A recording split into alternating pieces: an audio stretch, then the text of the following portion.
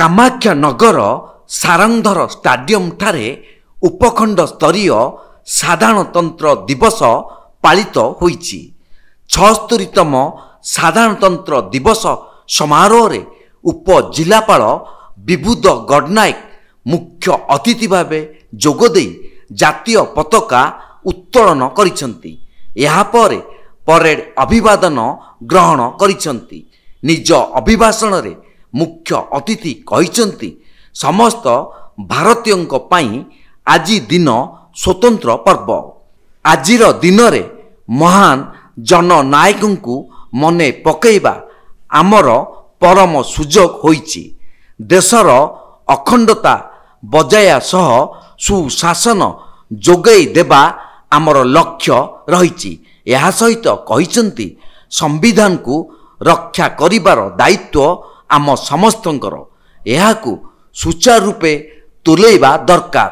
आज एही प्यारेड रे मोट 43 दल अंशग्रहण करिथिबा बेले विभिन्न स्कूल रो छात्र छात्री द्वारा चित्ताकर्षक नृत्य मध्य देखिबाकू मिलिथिला। शेषरे कला शिक्षा समाज रो अग्रगति पाई अंचल पाई काम करिबा सह विभिन्न क्षेत्र रे पारदर्शिता अर्जन करिथिबा व्यक्ति विशेष माननकू पुरस्कृत करा जायतिला।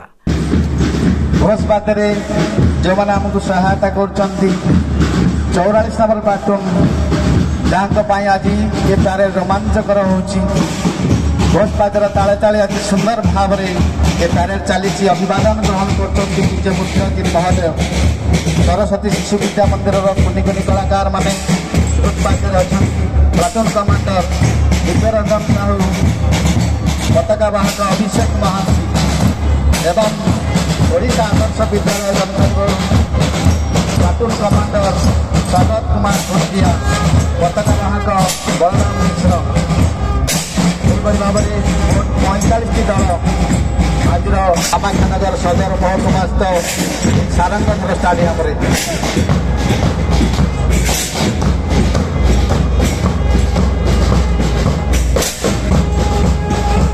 23 नंबर प्लाटून रघुनाथ जी उच्च विद्यालय वरिष्ठ बालिका सिविलियन प्लाटून कमांडर निवेदिता बारिक, पताका वाहक सोनाली नाथ।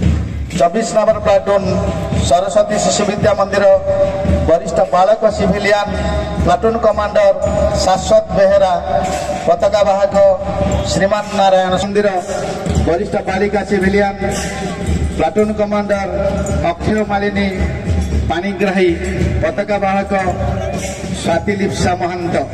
कामाख्या नगर प्रकाश कुमार पात्र रिपोर्ट तीर्थक्षेत्र लाइव।